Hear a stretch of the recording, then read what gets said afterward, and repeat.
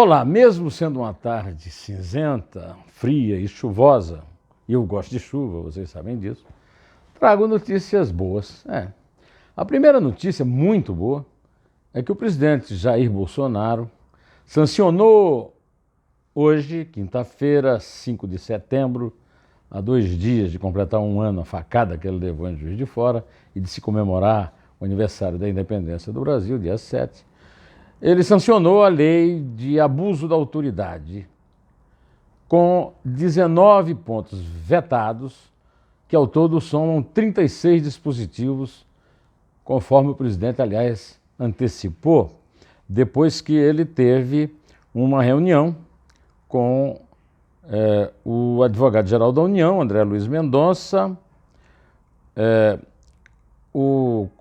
o chefe da Controladoria Geral da União, Wagner Rosário, o ministro da Justiça e da Segurança Pública, Sérgio Moro, e o secretário-geral da Presidência, Jorge Oliveira. Eu queria que o presidente vetasse a lei integralmente, mas reconheço, primeiro, que é mais difícil evitar que o Congresso derrube os vetos se for vetada na integralidade, é claro. Depois, porque o meu amigo Zé Paulo Cavalcante Filho, ex-ministro da Justiça, me convenceu de que há alguns artigos que deveriam ser preservados e, felizmente, o presidente reservou. Eu não me lembro os números dos artigos e não fui ler a lei toda, né? Mas sei que não está previsto o que ele me falou, que é o seguinte: a proibição de apresentação de provas ilícitas e que nenhum processo progredirá com provas ilícitas, o que eu acho que vai ser difícil, se por acaso a lei passar de volta na Câmara, com ou sem vetos, o Supremo cair de novo nessa história de admitir a possibilidade dos hackeamentos dos quais se aproveitou o Intercept Brasil para prejudicar Sérgio Moro e a Operação Lava Jato. Pelo visto, o Sérgio Moro foi atendido nos 10 itens que pediu. E os outros ministros acrescentaram outras coisas e parece que houve uma consulta do presidente que sentiu a força das redes sociais. Além disso, foi um dia favorável para essa decisão, porque mesmo dizendo que não acredita na Datafolha, o presidente deve ter ficado com a pulga atrás da orelha quando viu que estava 25 pontos proporcionais em matéria de popularidade, inferiorizado em relação ao seu ministro Sérgio Moro. Nós conversamos ontem sobre uma conversa áspera que ele teve com o Moro e essa decisão dele foi um dia depois dessa conversa áspera, quando alguém, segundo Tânia Monteiro do Estadão, o convenceu de que mexer com o Moro agora não é boa coisa. Então, como já está mais ou menos certo que o Maurício Valeixo vai mesmo sair, é um homem de confiança do Moro, e o Bolsonaro não o quer mais na direção da Polícia Federal, pode ser que tenha havido ali um cambalacho, né?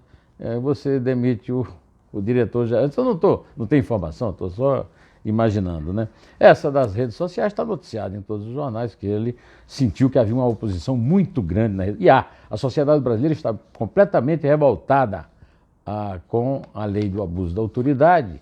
E eu fiquei mais revoltado quando eu vi hoje cedo na Eldorado uma entrevista com o relator, o deputado Ricardo Barros, que foi ministro da Saúde do Michel Temer, e que não é assim uma flor do meu orquidário, não é uma pessoa da minha preferência. Mas a entrevista dele foi um desastre. Quer dizer, quem ouvisse aquela entrevista e ainda achasse que era bom aprovar a lei do abuso da autoridade ia desistir, porque ele deixou claro ali que ele se baseou, né, ao fazer o relatório, no material da Intercept, que é um material claramente parcial de um lado só e do lado oposto, do lado do Lula, que está na cadeia. Eu perguntei ao meu amigo Roberto Liviano, do Ministério Público, e o presidente do Instituto contra a Corrupção, o que ele achou, e ele me disse: olha, se não tiver vetado o artigo 38 da Mordaça, já é de bom tamanho saber que ele vetou tantos artigos assim, e é uma coisa, vamos dizer,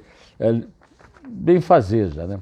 Bom, hoje também venceu o prazo que o presidente tinha para indicar o Procurador-Geral da União no lugar de Raquel Dodge.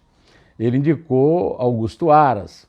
Augusto Aras não está na lista tríplice, então já tem gente reclamando que ele acabou com uma tradição. O presidente tem que seguir a lei, não tem que ter tradição. E, aliás, lei e tradição não impediram que o Lula nomeasse como é que chama lá, aquele procurador? Rodrigo Janot, petista de carteirinha, que ficou declarado como petista e estava lá na Procuradoria-Geral da União. Então, por que o Bolsonaro teve 57 milhões de votos e mais de 700 mil ainda de troco, né?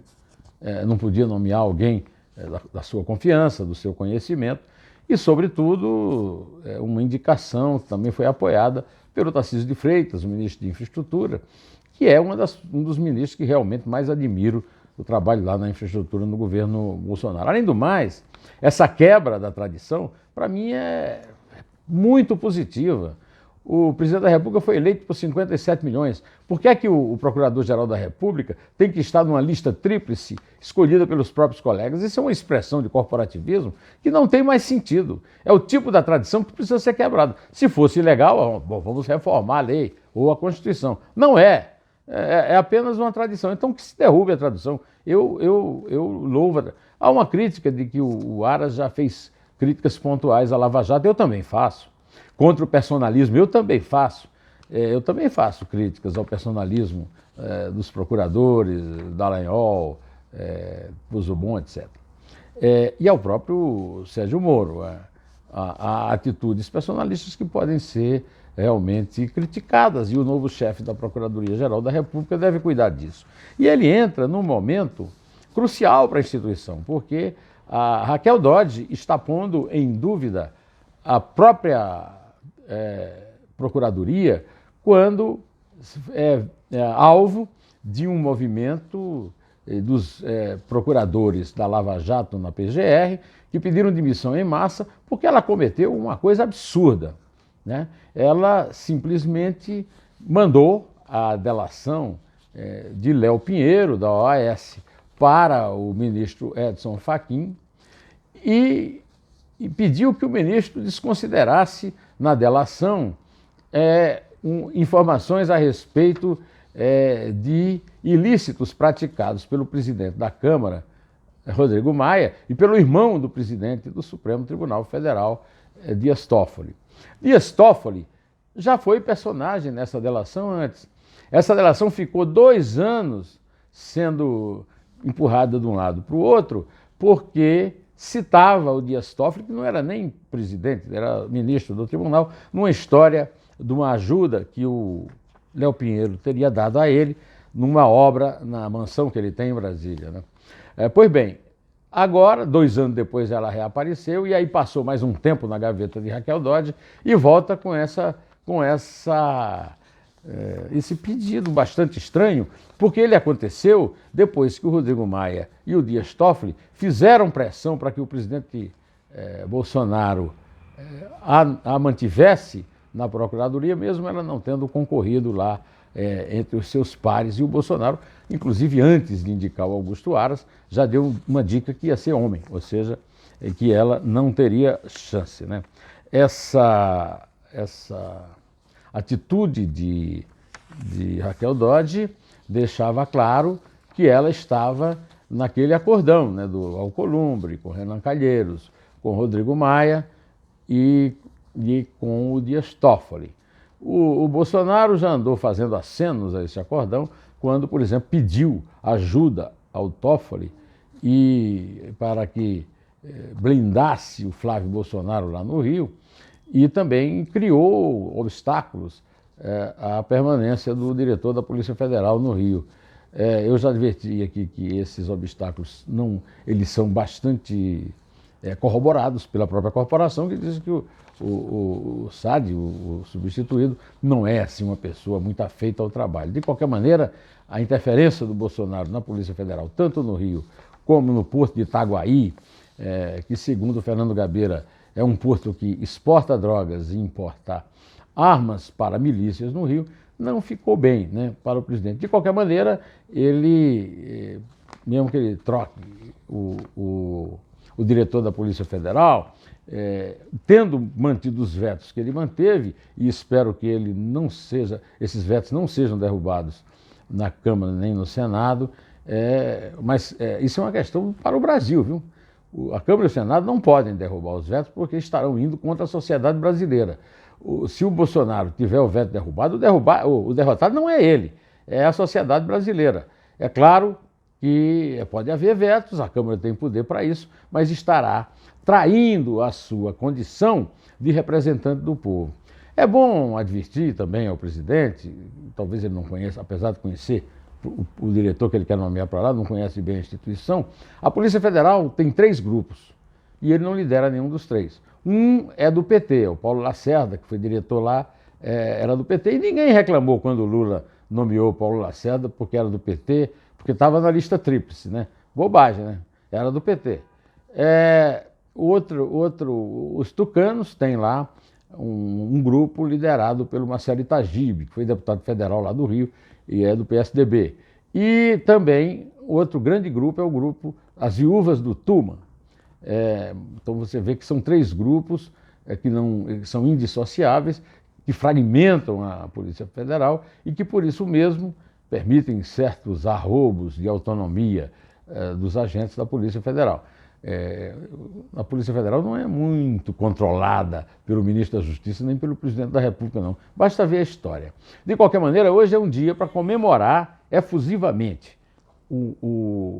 os vetos, né? Mesmo que não tenham sido integrais, foram suficientes para garantir que a lei não abusasse de autoridade contra juízes e promotores que combatem a corrupção e também para ficar à espera de ver como é que vai agir o novo procurador-geral e deixar de ficar lamentando que tudo é para prejudicar a Lava Jato. Então, o fato de dado uma opinião como ele deu não significa que ele vai perseguir a Operação Lava Jato, e eu acho que depois de tudo que aconteceu, dá para ver que o Bolsonaro, pelo menos agora, tomou a consciência de que não é muito bom enfrentar nem o Moro, nem a Operação Lava Jato. Mas isso é coisa para a gente ver para o futuro. Eu não sou aqui profeta, não vou dar spoiler, eu vou apenas me despedir de você, direto ao assunto, em té, e só a verdade nos salvará.